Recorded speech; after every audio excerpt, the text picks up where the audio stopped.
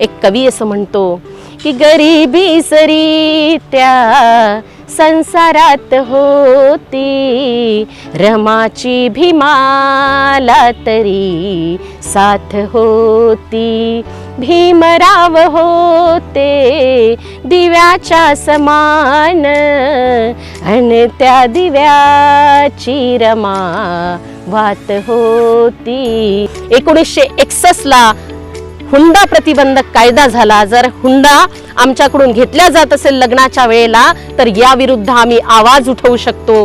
अश्लीलता विरोधी कायदा कलम 292 आणि 294 नुसार जो कोणी आमच्यासोबत असा अश्लील व्यवहार करत असेल तर त्याला त्या कलमानुसार शिक्षेची तरतूद देखील केलेली आहे. मग बालविवाह प्रतिबंधक कायदा असो, कौटुंबिक न्यायालय कायदा असो, लैंगिक गुन्हे असो, समान वेतन कायदा असो, आमच्या मुलांवर आमचा हक्क असो की हिंदू विवाह कायदा असो, अशा सगळ्या प्रकारचे कायदे बाबासाहेब आंबेडकरांच्या पुण्याईने आम्ही त्या कायद्याचा उपभोग घेतो आहे.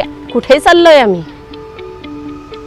अरे फूल नाही फुलाची पाकळी. आम्ही प्रयत्न तर करू शकतो की आमच्या मनाच्या विरुद्ध होणाऱ्या ज्या ज्या ठिकाणी आम्हाला असं वाटतं तिथे आम्ही जर का आवाज उठवला नाही तर मैत्रिणींनो तुम्ही पाहता सध्याची काय परिस्थिती आहे.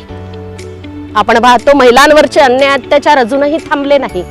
देशामध्ये एवढं मोठं मणिपूर जळलं, माझी आदिवासी भगिनी अजूनही जळत आहे, पण या देशाच्या प्राईम मिनिस्टरला तिथे जाण्यासाठी 2 मिनिटाचा वेळ नाही. स्वतःच्या घरामध्ये बाल हत्या प्रतिबंधक गृहाची स्थापना सावित्रीने केली आणि तिचं तर इतकं वाखाणण्याजोगं काम आहे. मी आपल्याला सांगितलं पाहिजे, क्रांतीचं पाऊल या व्यवस्थेच्या विरुद्ध ज्योतिबा फुलेंचा ज्या वेळेला मृत्यू झाला आणि त्या मृत्यूच्या समयी तिचे सगळे नातेवाईक ज्या वेळेला जमा झाले, आपल्याला सांगण्याजोगी ही गोष्ट आहे की आपण या 21व्या शतकामध्ये जगताना काय करतो आहे.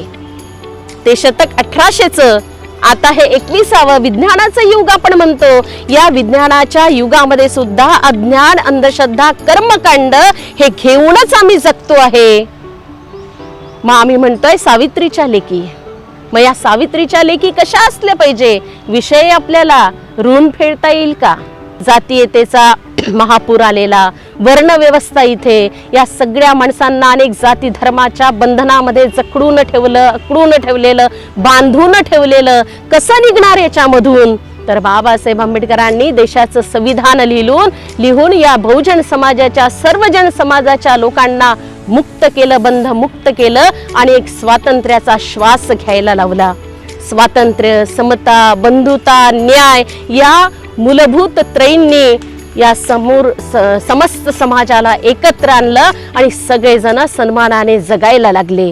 संपूर्ण भारतातील प्रत्येक राज्यातील माझ्या जिगरबाज महिला मैत्रिणींना माझा क्रांतिकारी जय जिजाऊ, जय सावित्री, जय रमाई, जय भीम, जय शिवराय. रमाईची जयंती आहे आणि त्यानिमित्ताने आज सर्वांना रमाई जयंतीच्या कोटी कोटी लाख लाख सर्वांना शुभेच्छा देते. रमाई जयंती आम्हा समस्त महिलांसाठी क्रांतीचा दिवस. या माय माऊलीचा जन्म म्हणजे आमचं सुद्धा नवीन जन्म. रमाईच्या जयंतीच्या निमित्ताने माझ्या सर्व भारतवासियांना, माझ्या बांधवांना देखील लाख लाख शुभेच्छा. मैत्रिणींनो, आज एक विषय आहे आपला. तो विषय म्हणजे आमच्या जीवनात राजमाता जिजाऊ, क्रांतिमाता सावित्री आणि माता रमाईंचं काय स्थान, त्यांनी आम्हा महिलांवर कोणत्या पद्धतीचं एक ऋण करून गेल्या आणि ते ऋण आम्ही फेडू शकतो का? अतिशय सुंदर, संवेदनशील, तुमच्या आणि माझ्या भावनेशी जुळणारा हा असा आजचा विषय आहे. निश्चितच विचार करूया, खरंच का ग मैत्रिणींनो, आपण ऋण फेडू शकतो आपल्या या मायमौल्यांचे? या प्रश्नाचं उत्तर काय असावं बरं? तर मला असं वाटतं, नाही. आज नाही, उद्या नाही, आणि जो कोणता उगवणारा त्यानंतरचा काळ आहे तेव्हा सुद्धा या आमच्या मायमौल्यांचं ऋण आम्ही फेडू शकत नाही. असं काय केलं असावं आमच्या मायमाऊल्यांनी आमच्यासाठी? आज मी जे काही या ठिकाणी बसते आहे, जे तुमच्यासोबत संवाद साधते आहे, हे बसण्याचं बळ, हे स्वातंत्र्य, समाजामध्ये पुरुषाच्या बरोबरीनं समतेनं वागण्याचं स्वातंत्र्य, हे आम्हाला या मायमाऊल्यांमुळे मिळालं. राजमाता जिजाऊंचं नाव आपल्याला माहिती आहे, आपण इतिहासही वाचला आहे. काय क्रांती केली राजमाता जिजाऊंनी? तर मी आपल्याला सांगितलं पाहिजे. बघा आम्ही कशा आहोत. आम्ही जर गर्भधारणा आमची झाली असेल, आम्ही गर्भवती असू, तर अनेक प्रकारच्या अंधश्रद्धा आमच्या मागे जळलेल्या, लपलेल्या, सांगितलेल्या आहे. गर्भवती स्त्रीने घराच्या बाहेर निघू नये. गर्भवती स्त्रीने एखाद्या आपल्या घरासमोरून जात असलेलं प्रेत असेल तर ते पाहू नये, किंवा अशा वेळेला एखादा साप निघाला असेल तर तिने सापही पाहू नये. आम्ही राजमातेचं नाव घेतोय. काय क्रांती केली राजमातेने? ज्या स्वराज्य संस्थापक शिवाजी महाराजांना जिजाऊंनी घडवलं, ते शिवाजी महाराज या राजमातेच्या गर्भात असताना शिवनेरी किल्ला घोड्यावर चढून सर केलंय आपल्या राजमाता जिजाऊंनी. लक्षात घ्या माझ्या माईमाऊल्यांनो, गर्भवती राजमाता आपल्या बाळाला पोटात घेऊन शिवनेरी किल्ल्यावर घोड्यावर बसून जाते आहे. ही त्या काळातली 1500च्या 1600च्या शतकातली क्रांती आहे. आज आपण 21व्या शतकामध्ये जगतो आहे. हे जग फार पुढे गेलेलं आहे, विकसित झालेलं आहे. पण त्या काळामध्ये जर का राजमाता जिजाऊंनी हे पाऊल उचललं असेल तर निश्चितच हे आमच्यासाठी क्रांतीचं पाऊल आहे. आणि ही राजमाता त्या शिवाजी महाराजांना घडवते, ज्या शिवाजी महाराजांनी 18 पगड जातीच्या मावळ्यांना एकत्र करून ना जात मांडली, ना धर्म मांडला, ना पंथ मांडला, ना वंश मांडला. आज जी काही वर्तमान परिस्थिती आहे, या वर्तमान परिस्थितीमध्ये जे काही आमच्या हिंदू बांधवांचे आणि मुस्लिम बांधवांचे झगडे लावल्या जाते आहे, इथली शासन व्यवस्था हे अशा प्रकारचे झगडे आमच्या बांधवांमध्ये लावण्याचं काम करते. त्याच मुस्लिम बांधवांना आपल्या त्या राजसत्तेमध्ये स्थान देणारे शिवाजी महाराज स्वराज्य संस्थापक यांना घडवलं राजमाता जिजाऊने. ज्ञान, चातुर्य, उत्तम संघटन कौशल्य हे जिजामातेकडून शिवबामध्ये आलेलं. पराक्रमी योद्धा आपण शिवाजी महाराजांच्या संदर्भात बोलतो आहे. अशीच आमची आई असती सुंदर रूपवती, आम्हीही सुंदर झाले असतो वदले छत्रपती. सर्वजण समाजातल्या स्त्रियांना आपल्या आई भगिनींप्रमाणे पाहणारे स्वराज्य संस्थापक शिवाजी महाराज आणि यांना घडवणारी आमची मायमाऊली राजमाता जिजाऊ. जरा माझ्या मायमाऊल्यांनो विचार केला पाहिजे आपण. ऋण आहे आपल्यावर राजमातेचं. आणि म्हणूनच तर आजची जी काही राजकीय परिस्थिती आपल्याला दिसते, ज्या राजकारणामध्ये स्त्रिया आपल्याला गेलेल्या दिसतात आहे, प्राईम मिनिस्टर देशाच्या महिला भगिनी झाल्या. आज प्रत्येक राज्याच्या मुख्यमंत्री या महिला भगिनी आहे, खासदार आहेत, आमदार आहेत, स्थानिक स्वराज्य संस्थांमध्ये आपापल्या पद्धतीनं नेतृत्व करणारी ही महिला भगिनी आहे. हे जर का बाळकडू तिला कुणाकडून मिळाले असेल तर ती आहे राजमाता, क्रांतीमाता जिजाऊ. या मायमाऊलीचं ऋण आपण कधीही फेडू शकणार नाही. पण भगिनींनो, प्रयत्न तर करू शकतो ना आपण आपल्या परीने. तो प्रयत्नही जर का आपण करत नसू तर मला असं वाटतं आपल्याला असं म्हटलं जाईल, इतिहासात आपली नोंद होईल की आपण कृतज्ञ आहोत. कृतज्ञ म्हणजे काय तर केलेले उपकार विसरणारा, आणि कृतज्ञ म्हणजे काय तर केलेले उपकार जाणणारा. आपण केलेले उपकार जाणणारो असलो पाहिजे. आणि हेच असतं की ज्यांनी आमच्यावर उपकार केले असेल ती उपकाराची जाण आपण ठेवली पाहिजे. कुठे होतो आम्ही? जरा इतिहासातही गेलो पाहिजे. अरे स्वतःच्या घरात राहून स्वतःच्या मायबापांना तोंड दाखवण्याची उजागरी नव्हती आम्हाला. आज आम्ही वाघिणीसारख्या डरकाळतो आहे, डरकाळ्या फोडतो आहे. कुठल्याही जाती धर्माची स्त्री असेल ती आज प्रत्येक क्षेत्रामध्ये आपल्याला पुढे गेलेली दिसते आहे. मग सामाजिक क्षेत्र असो, शैक्षणिक क्षेत्र असो, आर्थिक क्षेत्र असो की राजकीय क्षेत्र असो, असं कुठलंही क्षेत्र या माझ्या भगिनींनी सोडलं नाही जिथे आपल्या नावाचा झेंडाही रोवला नसेल. आणि मग मी आपल्याला सांगितलं पाहिजे की राजमाता जिजाऊंच्या नंतर माता सावित्री, ज्ञान नाही, विद्या नाही, ती घेण्याची गोडी नाही, बुद्धी असूनही चालत नाही, तयास मानव म्हणावे का, असा प्रश्न क्रांतिमाता सावित्रीने या समाजासमोर उभा केला की जिथे ज्ञान नाही, बुद्धी नाही, बुद्धी असून सुद्धा चालत नाही, तयास मानव म्हणावे का. बरोबरच आहे. मग तर जनावरात आणि मानवात काहीही फरक राहणार नाही. जनावर आणि माणसामध्ये जरा निसर्गाने फरक ठेवलाय, आपल्याकडे बुद्धी दिली, आपण माणूस म्हणून जर जगतोय तर त्या बुद्धीचा योग्य वापर करावा, असं क्रांतिमाता सावित्रीने 1800च्या शतकात सांगितलेलं आहे. 1854ला काव्य फुले नावाचा कविता संग्रह माता सावित्रीने लिहिला. 1852ला 1852ला 52 कशी सुबोध रत्नाकर नावाचा कविता संग्रह सावित्रीने लिहिला आणि त्यामध्ये सुंदर सुंदर कविता या सावित्रीने केल्या. एक शिक्षण नावाची कविता सावित्रीने केले, त्यामध्ये सुद्धा ती म्हणते आहे शिक्षणाचं महत्त्व, ती शूद्रांना सांगण्याचा जोगा आहे शिक्षण मार्ग हा, शिक्षणाने मनुष्यत्व येते पशुत्व हटते पहा. म्हणजे शिक्षण काय करतं, शिक्षण हे माणसाला माणूस बनवतं आणि माणसाने कसं जगावं हे सांगणारं म्हणजे शिक्षण. आपल्यामध्ये असणारं जे जनावरपण असतं, जे पशुत्व असतं, हे हटतं ना शिक्षणाने. हे क्रांतिज्योती सावित्री आईने सांगितलं. आणि सावित्री तर क्रांतीचा बिगुल वाजवणारी क्रांतिकारी तुमची आणि माझी माय भगिनी होती. अतिशय क्रांतिकारी काम सावित्रीने केलं, तुम्हाला माहिती असेल आणि माहिती असावं. सावित्रीने पहिली शाळा 1 जानेवारी 1848ला पुण्यामध्ये भिडे यांच्या वाड्यात काढली. कोण मुली होत्या त्या, कोणत्या मुलींना घेऊन सावित्रीने शाळा काढली तर मी आपल्याला सांगितलं पाहिजे. अन्नपूर्णा जोशी, सुमती मोकाशी, दुर्गा देशमुख, माधवी थत्ते, सोनू पवार, जानी कर्डिले अशा 6 मुलींना घेऊन या माझ्या मायमाऊलीने पहिली मुलींची शाळा काढली. का काढली असावी ग पहिलीच मुलींची शाळा? मुलांची सुद्धा शाळा काढता आली असते आपल्या सावित्रीला, पण नाही.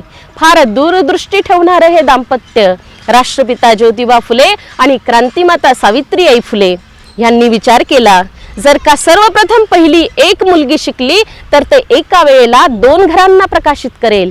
माहेरी असेल तर माहेरच्या लोकांना आणि सासरी असेल तर सासरच्या लोकांना, असा दुहेरी दृष्टिकोन सावित्री ज्योतिबांनी ठेवला आणि पहिली मुलींची शाळा पुण्यामध्ये काढली. मुलींसाठीच पहिली शाळा काढली. आज आपण पाहतो आहे त्याचा वटवृक्ष फुललेला आज संपूर्ण भारतामध्ये. आणि भारताची ही क्रांती, शिक्षणाची क्रांती जी सावित्रीने केली, ही जगात पोहोचलेली आहे. हा शिक्षणाचा वटवृक्ष सावित्रीमुळे फुललेला आपल्याला पाहायला मिळते. नुसतं शाळा काढल्या नाही ग आमच्या सावित्रीने, तर त्या काळात असणारी ज्या काही रूढी परंपरा होत्या, महिलांच्या संदर्भात जी काही विषम परिस्थिती होती आणि ही विषम वागणूक जी स्त्रियांना मिळत होती, त्या विरुद्ध उलगुलान पुकारला सावित्रीबाई फुलेंनी, बंड पुकारला. क्रांतीची ज्वाला तिने त्या काळामध्ये पेटवली. माहिती तुम्हाला, स्वतःच्या घरामध्ये बालहत्या प्रतिबंधक गृहाची स्थापना सावित्रीने केली.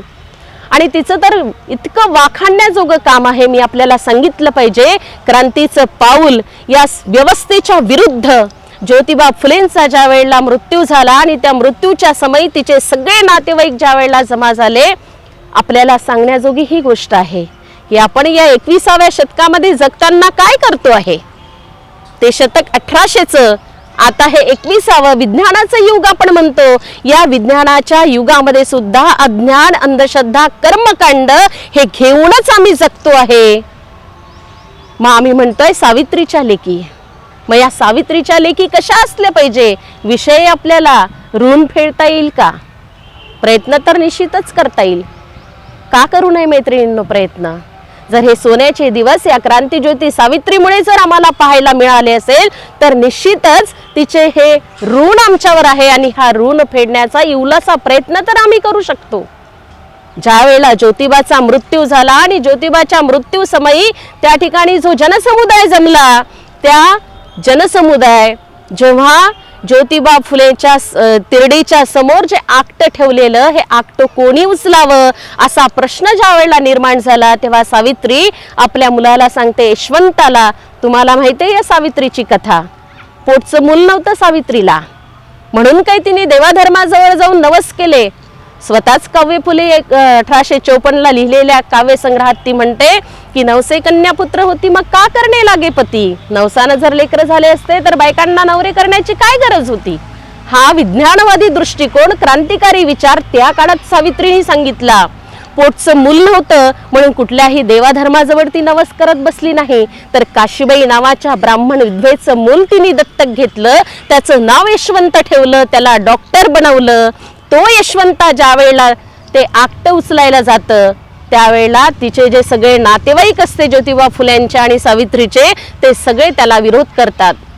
काय म्हणतात, हा आमच्या रक्ताचा नाही आणि याला आकट उचलण्याचा अधिकार नाही, त्याला आकट उचलू देत नाही.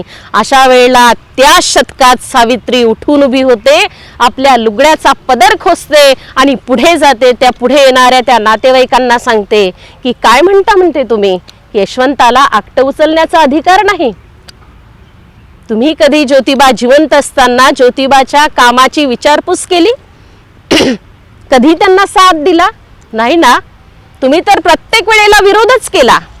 आमच्या कामाची कधी स्तुती केली नाही. लोकांना आम्हाला मारण्यासाठी, आमचा जीव घेण्यासाठी तुम्ही पाठवलं. रोडेरा मोशी, धोंडीबा महादेव कुंभार या आमच्या बांधवांना आमचं काम पाहून नंतर ते आमच्या या चळवळीचे कार्यकर्ते झाले, पण त्यांना तर आमचा जीव घेण्यासाठी तुम्ही पाठवलं. आणि आमचा जीव घेणारी माणसं तुम्ही म्हणता की तुम्ही आमच्या रक्ताची आहेत. हे भवाडकर, हे ससाने, हे परांजपे, हे घोले, हे कोण आहे? ही आमच्या रक्ताची माणसं नाही, पण ती रात्रंदिवस आमच्यासाठी धावून आली. आमच्या कार्यामध्ये त्यांनी मदत केली, कधीही आमच्या कार्याचा विरोध केला नाही. ही आमच्या रक्ताची माणसं तुम्ही नाही. चल उचल रे यशवंत हे आकट आणि चल पुढे. हे जो काही तिने त्या काळात दाखवलेला आत्मविश्वास आहे, हा अतिशय वाखाणण्याजोगा आत्मविश्वास आहे. माई माऊल्यांनो, आम्ही उचलतो का हे पाऊल? आमच्या घरात जर का आमच्या मनाच्या विरुद्ध ह्या गोष्टी झाल्या तर आम्ही गुमान चूप बसतो. तर कशासाठी काय करावं लागतं आपल्याला? कोण काय म्हणेल, चूप राहायचं.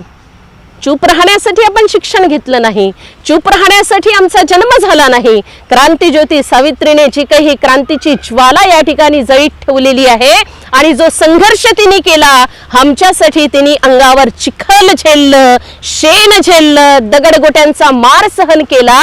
काय हे ऋण आम्ही विसरतोय? कुठे चाललोय आम्ही? अरे फुल नाही, फुलाची पाकळी. आम्ही प्रयत्न तर करू शकतो की आमच्या मनाच्या विरुद्ध होणाऱ्या ज्या ज्या ठिकाणी आम्हाला असं वाटतं तिथे आम्ही जर का आवाज उठवला नाही तर मैत्रिणींनो, तुम्ही पाहता सध्याची काय परिस्थिती आहे. आपण पाहतो महिलांवरचे अन्याय अत्याचार अजूनही थांबले नाही. देशामध्ये एवढं मोठं मणिपूर जळलं, माझी आदिवासी भगिनी अजूनही जळत आहे, पण या देशाच्या प्राईम मिनिस्टरला तिथे जाण्यासाठी 2 मिनिटाचा वेळ नाही. झगडू देत ना, होऊ द्या भांडणं, मरू द्या माणसं. माणूस मारी नावाची ज्या काही घटना या देशामध्ये हे लोक घडवून आणतात, हे अत्यंत षड्यंत्रपूर्वक घडवल्या जाते. आणि म्हणून मी आपल्याला सांगितलं पाहिजे की बहीण या नात्याने, मैत्रिणींनो, या क्रांतीज्योती सावित्रीनं जे पाऊल त्या काळामध्ये उचललं तेच पाऊल उचलण्याची आजही आम्हाला गरज आहे. आम्ही नुसतंच बोलायचं नाही, तर आम्ही कृतिशील कार्यकर्त्या भगिनी झालो पाहिजे, बोल घेवड्या नाही. जी क्रांती, जे कार्य सावित्रीने केलं ते कार्य, त्या कार्याचा रथ पुढे घेऊन जाण्याची आमची जबाबदारी आहे. ही क्रांतीज्योती सावित्री. आणि मग मी आपल्याला थोडं पुढे घेऊन गेली पाहिजे की त्या काळामध्ये जे काही दुष्काळ पडलेला होता 1873-74च्या दरम्यान, त्या दुष्काळामध्ये सुद्धा सावित्रीने फार मोठं असं काम केलं. कोण करतं ग? स्वतःच्या हाताने शेकडो लोकांना स्वयंपाक करून खाऊ घातलं या सावित्रीने. आम्ही करतो का 2 माणसासाठी तरी स्वयंपाक? ज्या काही झोपडपट्ट्या आहे किंवा आमच्या नजरेने जे उपाशीने मरणारे लोक आमच्या नजरेने दिसतात, अशा लोकांच्या 2 लोकांच्या कुटुंबांना तरी आम्ही आमच्या हाताने खाऊ घालू शकतो का? बोलून चालणार नाही, ती कृती आपल्याला करावी लागेल. मी आपल्याला सांगितलं पाहिजे, मी नुसतंच बोलत नाही. माझ्या घरामध्ये 3 अनाथ मुलांचं पालकत्व मी स्वीकारलेलं आहे. ती 3ही माझी लेकरं माझ्या घरामध्ये राहतात. माझा एक सक्षम नावाचा मुलगा आणि 3 माझे लेकरं, असे 4 माझे मुलं म्हणून मी इतरांना सांगते, जो माझा सक्षम खाईल तेच माझे हे 3ही अनाथ मुलं खातात. सारखीच ट्रीटमेंट, फुल नाही फुलाची पाकळी रून थोडंसं फेडण्याचा मी प्रयत्न करते आहे. बोले तैसा चाले त्याची वंदावी पाऊले. आणि म्हणून नुसतंच बोलायचं नाही तर आता कृती करण्याची गरज आहे. तुम्हाला माहिती आहे मी जे हे काही तुमच्या समोर बोलत आहे हे बोलण्याचं स्वातंत्र्य मला या देशाच्या संविधानाने दिलं. आणि जे देशाचं संविधान आपल्या भारतीय संविधान बोधिसत्व परमपूज्य डॉक्टर बाबासाहेब आंबेडकरांनी लिहिलं. ये शान, ये शौकत, ये विश्वास न होता आज कोई भी इस देश में किसी का मेहमान न होता. गर मिल पाती खुशियां हमें इस वतन से मगर इस देश का संविधान डॉक्टर बाबा साहब आम्बेडकर ने न लिखा होता. बाबा साहब आम्बेडकर ने इस देश का संविधान लिखा है और उस देश के संविधान में आर्टिकल 19 में मुझे अभिव्यक्ति स्वतंत्रता दी है. आणि त्या अभिव्यक्ती स्वातंत्र्यामुळेच मी आज तुमच्यासोबत बोलू शकते आहे. बाबासाहेब आंबेडकरांनी देशाचं संविधान लिहिलं. कुणामुळे? आज जगात बाबासाहेबांच्या विचाराला तोड नाही. भारतच नाही तर भारताच्या बाहेरची माणसं बाबासाहेबांना मानतात. मग जपान असेल, अमेरिका असेल, लंडन असेल. तुम्हाला माहिती आहे ज्या देशात बाबासाहेब आंबेडकरांचा जन्म झाला तिथे बाबासाहेबांचा पुतळा उभारण्यासाठी बोटभर जागेसाठी माणसांना मरावं लागतं.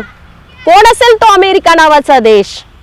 त्या अमेरिकेचा माजी राष्ट्राध्यक्ष ओबामा असं म्हणतो, सन्माननीय ओबामा असं म्हणतो की ज्या देशाचं संविधान बाबासाहेब आंबेडकरांनी लिहिलं, ज्या भारत देशाचं संविधान बाबासाहेब आंबेडकरांनी लिहिलं तो विद्यार्थी आमच्या युनिव्हर्सिटीचा विद्यार्थी आहे. आमच्या कोलंबिया विद्यापीठात शिकलेला तो विद्यार्थी आहे. आणि तो ओबामा त्यांच्या युनिव्हर्सिटीमध्ये कोलंबिया युनिव्हर्सिटीत बाबासाहेबाचा पुतळा उभारतो. लंडनहून बाबासाहेब आंबेडकर वकील होऊन आले, ॲडव्होकेट होऊन आले. त्या केम्ब्रिज विद्यापीठामध्ये ते लंडन बाबासाहेबाचा पुतळा उभारतो. तुमच्या विद्यापीठांमध्ये, भारताच्या किती विद्यापीठांमध्ये बाबासाहेबांचे पुतळे आहे? का पुतळे नसावे? का फोटो नसावा? अरे तुमच्या येणाऱ्या पिढीला माहित असलं पाहिजे ना तुमचा बाप कोण होता, कोण तुमच्यासाठी लढला. आज जे तुम्ही खाता, जे सगळे हक्क अधिकार तुम्ही उपभोगता हे कुणामुळे तुम्हाला मिळालं? हे आहेत बाबासाहेब आंबेडकर. असे होते बाबासाहेब आंबेडकर. हा आदर्श येणाऱ्या पिढीला दिसावा यासाठी पुतळे देखील अत्यंत महत्त्वाचे आहे. आणि या बाबासाहेबांना घडवणारी माता रमाई, रमाईचं गुणगान काय गायचं? रमाई होती म्हणून बाबासाहेब होते. बाबासाहेब आंबेडकरांनी थॉट्स ऑन पाकिस्तान नावाचा ग्रंथ लिहिला आणि तो थॉट्स ऑन पाकिस्तान नावाचा ग्रंथ बाबासाहेब आंबेडकरांनी माता रमाईला समर्पित केला. माता रमाईला समर्पित करत असताना बाबासाहेब आंबेडकरांनी अतिशय सुंदर असे उद्गार रमाईच्या संदर्भात त्या पुस्तकात लिहिलेले मी जरा तुमच्या समोर ते वाचून दाखवते. बाबासाहेब आंबेडकर थॉट्स ऑन पाकिस्तान नावाच्या या ग्रंथामध्ये रमाईबद्दल असं म्हणतात की तिच्या हृदयाचा चांगुलपणा, मनाची कुलीनता आणि शिलाच्या पावित्र्यासह तिचे शालीन मनोधैर्य नि माझ्याबरोबर दुःख सोसण्याची तिची तयारी अशा दिवसात तिने मला दाखविली जेव्हा मी नशिबाने लादलेला मित्रविरहित काळ चिंतेसह कटीत होतो. या बिकट परिस्थितीत साथ देणाऱ्या रामूच्या आठवणीत कोरलेले हे प्रतीक आपल्या पत्नीबद्दलच्या भावना बाबासाहेबांच्या या अर्पण पत्रिकेतून व्यक्त झालेल्या आपल्याला पाहायला मिळते. एक कवी असं म्हणतो की गरिबी सरी त्या संसारात होती, रमाची भीमाला तरी साथ होती. भीमराव होते दिव्याच्या समान अन त्या दिव्याची रमा वात होती, अन त्या दिव्याची रमा वात होती. अत्यंत दुःखमय परिस्थितीत रमाईने दिवस काढलेले आमच्या वर्धेचे एक के पाटील सर, कवी के पाटील सर, त्यांनी आई नावाचा एक गझल संग्रह लिहिला आणि त्यांच्या गझल संग्रहाला माझी प्रस्तावना आहे. ते असं म्हणतात त्यांच्या गझल संग्रहामध्ये की जीवनात धन्य झालो रमा तुझ्यामुळे, तुडवीत काटे आलो रमा तुझ्यामुळे, धमकीचे पत्र येता हिम्मत तुझी बघून वैऱ्यालाही नाही भ्यालो रमा तुझ्यामुळे. जरी गौरविले मजला राजश्री शाहू महाराजांनी, मानाचा तुरा ल्यालो रमा तुझ्यामुळे. रमाईला केवढं मोठं स्थान बाबासाहेब आंबेडकरांनी दिलं. आणि नक्कीच आहे मैत्रिणींनो, रमाईने जो संघर्ष, जो त्याग केला, गोवऱ्या विकू विकू बाबासाहेब आंबेडकरांना परदेशामध्ये पैसे पाठवले शिक्षणासाठी, जर का आज बाबासाहेब आंबेडकर शिकले नसते तर मला वाटत नाही की या समस्त बहुजन समाजाची काय स्थिती असती। जातीयतेचा महापूर आलेला, वर्णव्यवस्था इथे या सगळ्या माणसांना अनेक जाती धर्माच्या बंधनामध्ये जकडून ठेवलं, अकडून ठेवलेलं, बांधून ठेवलेलं, कसं निघणार याच्यामधून? तर बाबासाहेब आंबेडकरांनी देशाचं संविधान लिहून या बहुजन समाजाच्या, सर्वजन समाजाच्या लोकांना मुक्त केलं, बंधमुक्त केलं आणि एक स्वातंत्र्याचा श्वास घ्यायला लावला। स्वातंत्र्य, समता, बंधुता, न्याय या मूलभूत त्रयींनी या समस्त समाजाला एकत्र आणलं आणि सगळेजण सन्मानाने जगायला लागले। मी आपल्याला सांगितलं पाहिजे, जिजाऊ, सावित्री, रमाई यांच्या त्यागाने, यांच्या त्यागामुळे आज जे काही आम्ही सोन्याचे दिवस पाहतो आहोत, जे काही ऋण यांनी आमच्यावर केलं, फुल नाही फुलाची पाकळी मैत्रिणींनो, हे ऋण फेडण्याचा आपण प्रयत्न करूया।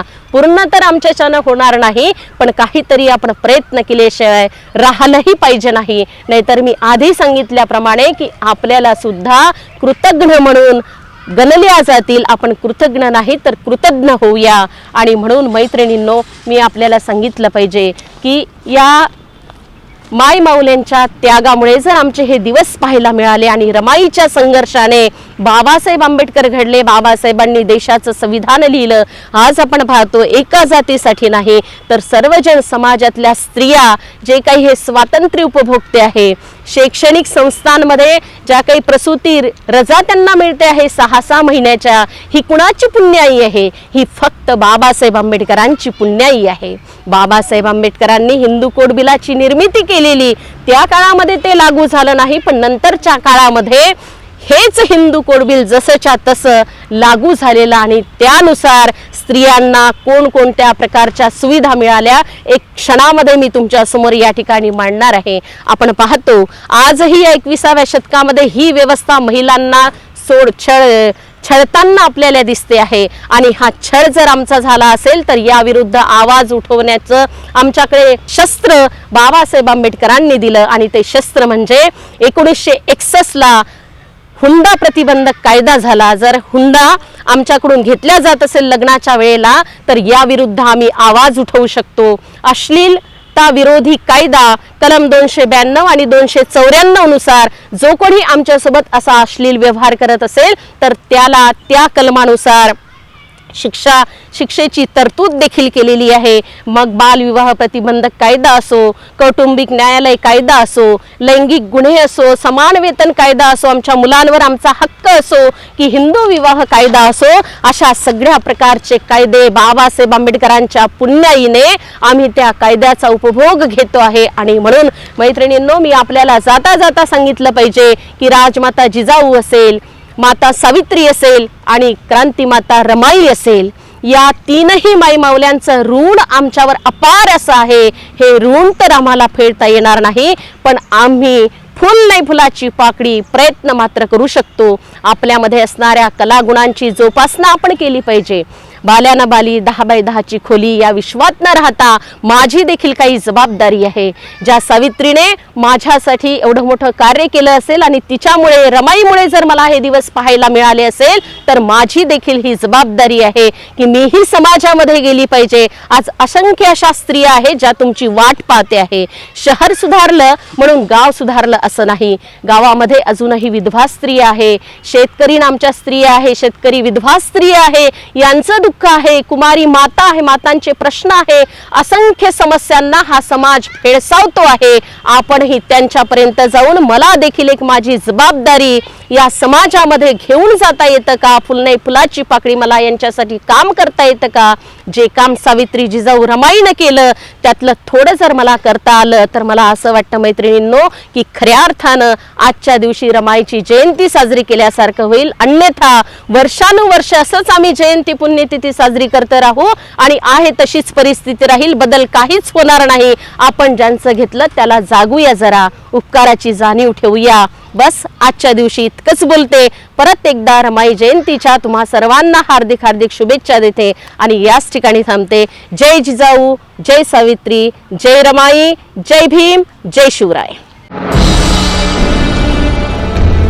देख रहे हैं लॉर्ड बुद्धा टीवी।